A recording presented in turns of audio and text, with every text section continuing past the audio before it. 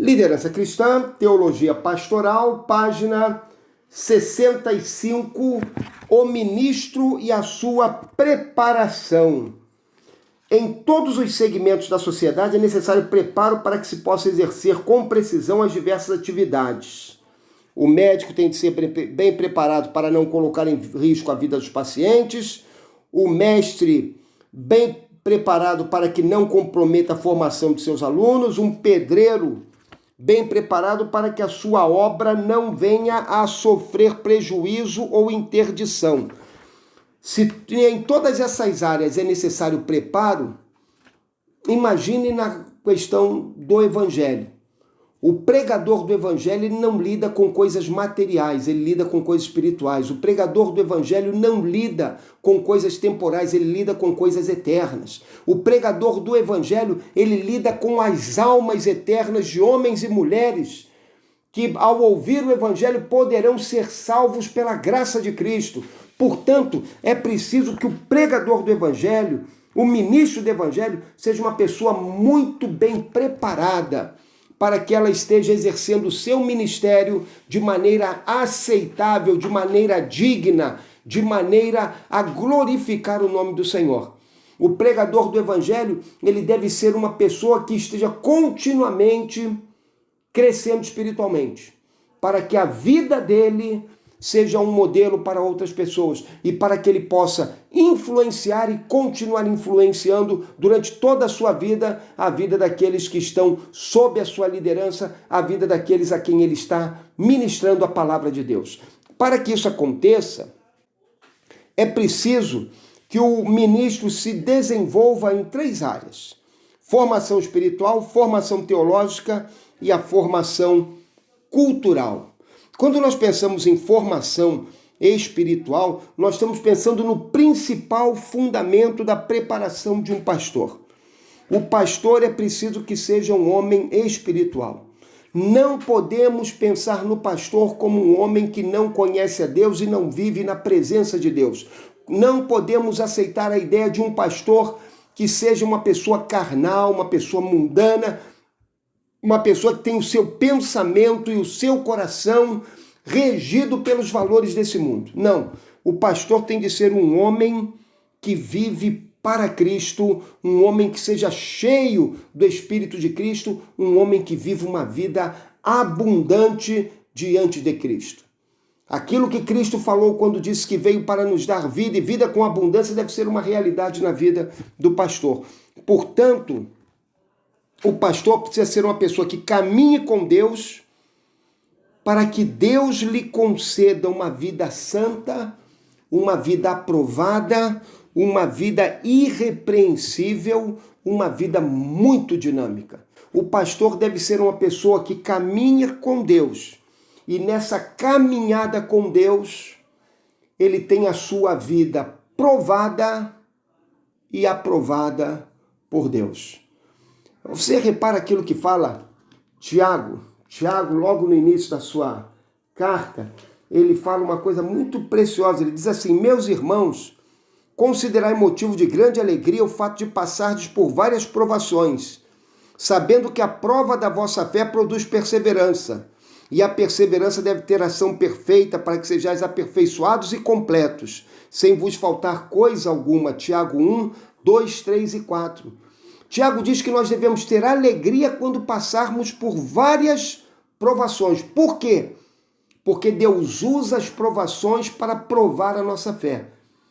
E através das provações, Deus faz com que surja em nossa vida um caráter perseverante, um caráter santo, um caráter sábio, um caráter marcado pela fé. Portanto, meu amado, eu e você devemos lembrar isso.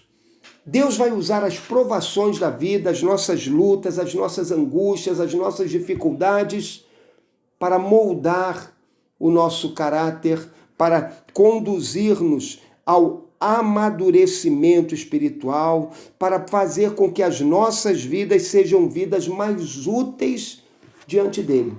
Olha aquilo que fala Paulo.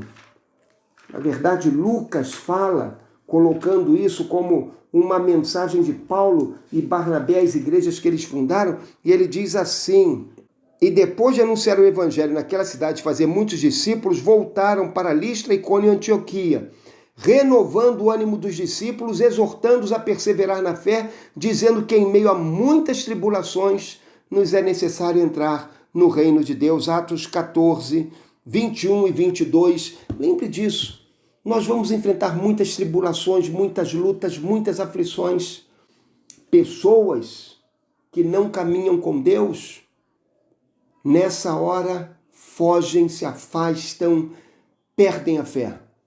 O homem de Deus, o servo de Deus, o ministro do Evangelho, ele se coloca firme diante de Deus, ele recebe a graça e o poder de Deus sobre a sua vida e ele se torna uma pessoa mais madura, mais sólida na fé, uma pessoa de vida mais abundante e consagrada ao Senhor, porque essas tribulações e provações moldam o caráter dele e o tornam uma pessoa a cada dia mais semelhante a seu Senhor e Salvador Jesus Cristo.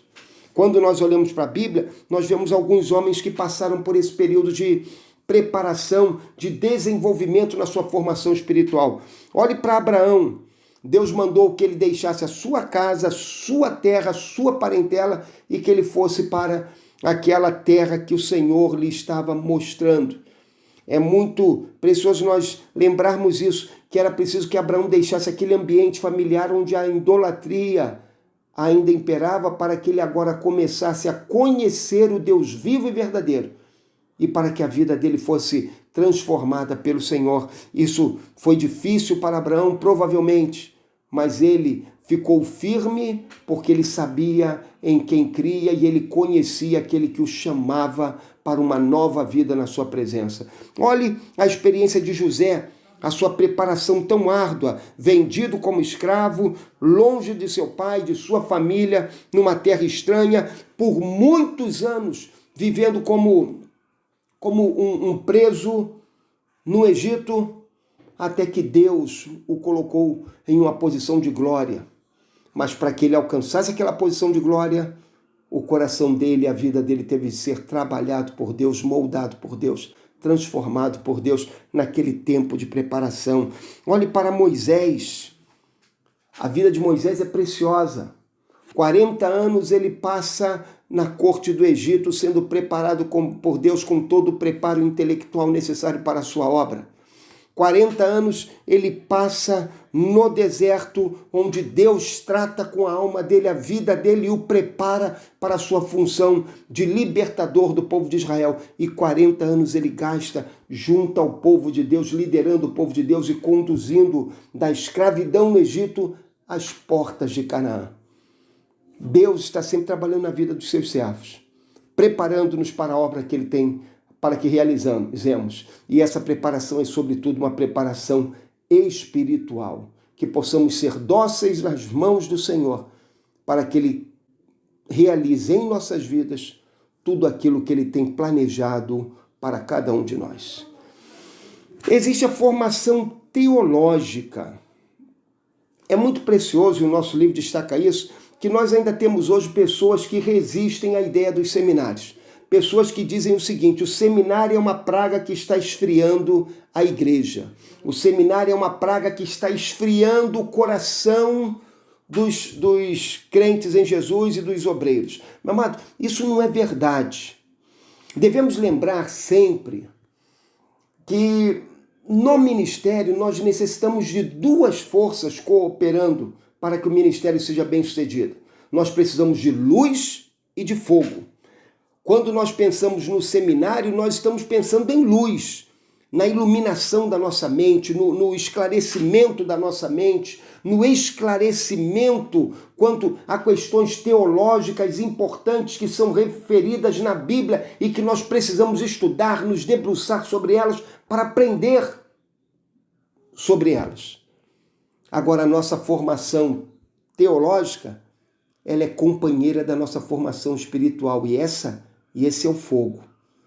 Deus coloca fogo na luz que há em nosso coração. E dessa maneira, o nosso ministério é um ministério abundante na presença do Senhor. Luz e fogo devem estar sempre juntos. Não é a teologia que esfria o coração da igreja, não. Na verdade, se nós olharmos bem para a palavra de Deus, nós vamos ver que muitas vezes aqueles homens que estavam discutindo e conversando sobre teologia, eles são tomados por um arroubo de Deus, uma paixão por Deus, um êxtase em Deus tão grande, que eles se quedam adorando ao Senhor, glorificando o Senhor. Olha que coisa maravilhosa. Nós lemos o livro de Romanos e começamos lá no primeiro capítulo e Paulo vai fazendo aquela grande exposição de doutrinas.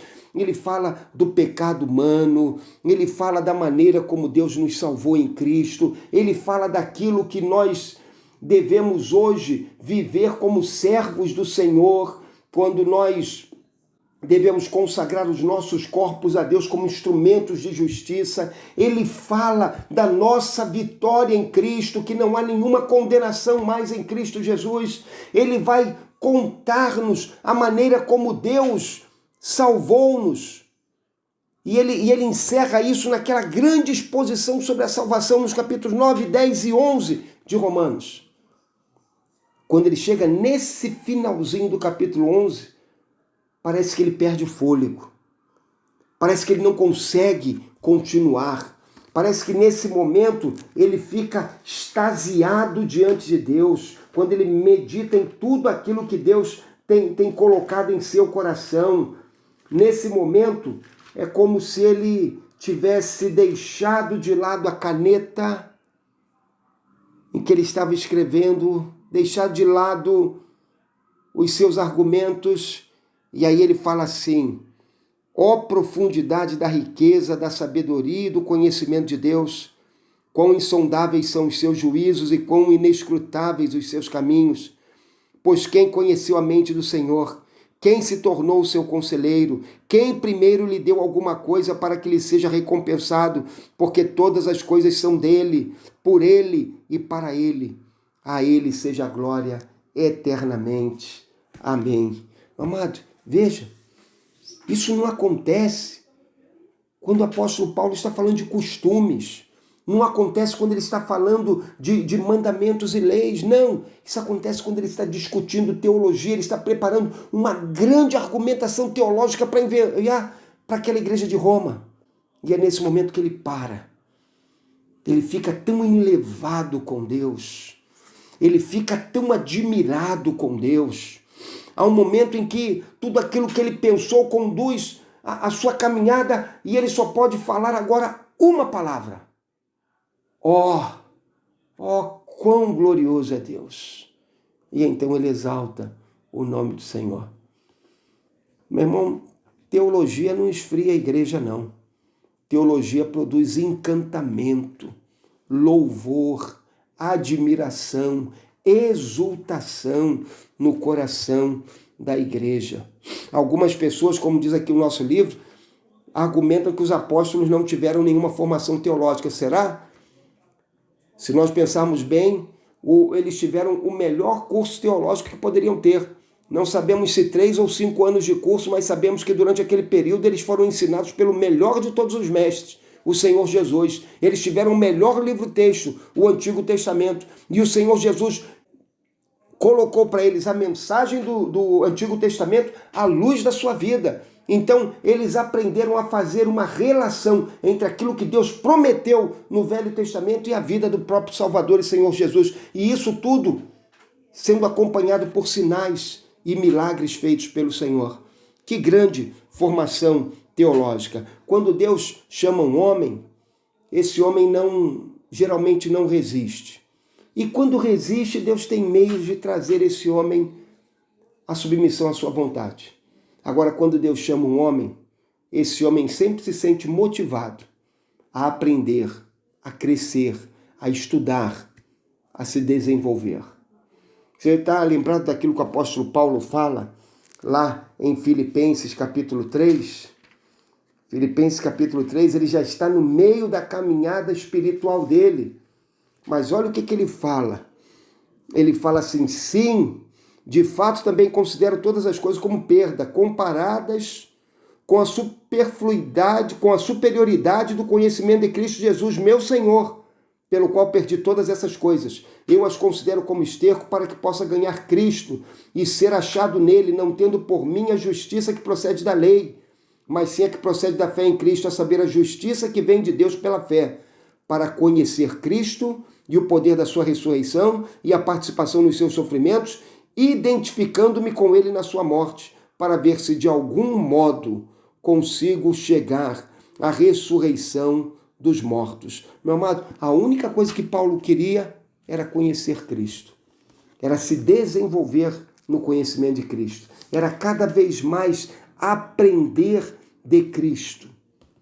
Quando um homem é chamado por Deus, ele tem uma paixão consumidora por Cristo e ele quer cada vez mais conhecer a Cristo, conhecer a Cristo, conhecer a Cristo. Ele quer cada vez mais aprender do Senhor. É claro que o seminário nunca vai te ensinar tudo que você precisa aprender. Na verdade, o seminário te ensina a aprender, te ensina a estudar. No seminário, você aprenderá algumas noções acerca daquela melhor maneira para orientar os seus estudos, para que durante toda a sua vida você esteja crescendo no conhecimento de Deus, no conhecimento doutrinário, no conhecimento da verdadeira palavra de Deus, para que você possa rejeitar o erro, que hoje tem se manifestado de muitas e variadas formas, o erro teológico na vida das igrejas, e para que você possa ficar com a verdade de Deus, conforme se apresenta nas Escrituras. Por fim, o ministro deve ter também uma formação cultural. Tá? O nosso livro defende aqui a ideia de que o líder não precisa ser um doutor, mas se for possível, que o líder procure desenvolver-se a nível acadêmico, que o líder procure uma formação acadêmica para que ele possa, inclusive, dessa maneira, com essa formação acadêmica, ter mais recursos para trabalhar junto ao reino de Deus, junto à igreja do Senhor. Como é importante, como faz bem quando o obreiro ele tem uma outra formação acadêmica e consegue colocar essa formação acadêmica como um auxílio para a pregação do evangelho. Não é que você vai deixar de pregar o evangelho para pregar psicologia ou filosofia, não. Mas você vai usar a psicologia e a filosofia como recursos para pregar de modo mais sábio a palavra de Deus. Então, o obreiro ele deve se preocupar com isso. Até porque o nosso auditório hoje é um auditório muito mais seletivo. Nossos auditórios hoje em nossas igrejas são compostos de pessoas que têm níveis acadêmicos muito elevados. No passado, as nossas igrejas não tinham pessoas tão preparadas intelectualmente, mas hoje nós temos.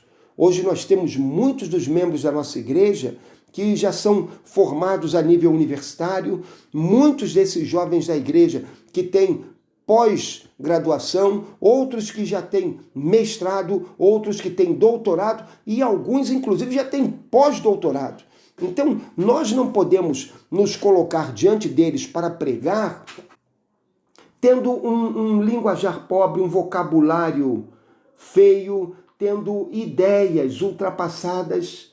É preciso que você entenda que você hoje tem de falar a esse povo, falar a essa congregação, que é uma congregação inteligente, que é uma congregação sábia, que é uma congregação bem preparada. Então você, como obreiro do Evangelho, você tem de ter uma boa formação para que você possa, inclusive, articular bem os seus pensamentos, para que você possa fazer uma argumentação sólida, doutrinária, uma argumentação sólida, tanto doutrinária quanto teologicamente. Então, é preciso que você tenha esse preparo, que você se desenvolva. A formação cultural é algo muito importante e, como obreiros, nós devemos buscá-la em nossa caminhada. É claro que isso não se resume à formação acadêmica, a você estar em uma universidade ou em uma faculdade, qualquer que seja. Não, você pode desenvolver-se culturalmente exercitando o hábito da leitura, a prática da leitura. O obreiro de Deus tem de ser uma pessoa que se dedique a ler. Ele tem de estar sempre estudando. A leitura coopera para o preparo do obreiro em todos os níveis. Não apenas para o preparo de sermões, mas a leitura vai cooperar para que o obreiro saiba se relacionar com as suas ovelhas, para que o obreiro enriqueça o seu vocabulário, para que o obreiro aprenda maneiras de argumentar sobre a verdade do Evangelho com o seu povo, para que o obreiro compreenda a maneira como a sua sociedade, no seu tempo, pensa, para que o obreiro compreenda a cultura do povo ao qual ele está pregando. Por isso, é tão importante que o obreiro esteja lendo, seja um leitor, um ávido leitor do Evangelho. Eu te recomendo, meu amado, se você puder, que você seja um leitor ávido, uma pessoa que esteja lendo sempre algo novo, que você esteja lendo assuntos teológicos e assuntos que não são teológicos, que você esteja lendo assuntos que fazem bem ao seu coração e assuntos que são difíceis de acompanhar. Nós algumas vezes queremos ler apenas aquilo que nos agrada. Não, você tem de ler aquilo que te agrada, mas você também tem de ler aquelas questões que são meio difíceis para o seu acompanhamento. Por quê? Porque essas questões vão te estimular, vão te tirar da zona de conforto e vão fazer com que você aprimore o seu raciocínio e para que você possa dar respostas adequadas àquilo que as pessoas que estão diante de você na igreja, ouvindo o Evangelho, estão pensando. Portanto, é muito importante que você tenha o hábito da leitura, que você cultive esse hábito. É muito importante que você tenha metas de leitura e que você estabeleça essas metas em seu coração e esteja buscando alcançá-las, para que você esteja sempre renovando o seu vocabulário, renovando o seu pensamento, capacitando a sua vida para a obra de pregação e sendo dessa maneira aliando leitura devocional, teológica, secular, sem nunca negligenciar a leitura, o estudo, meditação da palavra de Deus, mas aliando essas duas forças para que você seja um obreiro cada vez mais capaz, uma vida cada dia mais útil nas mãos do Senhor.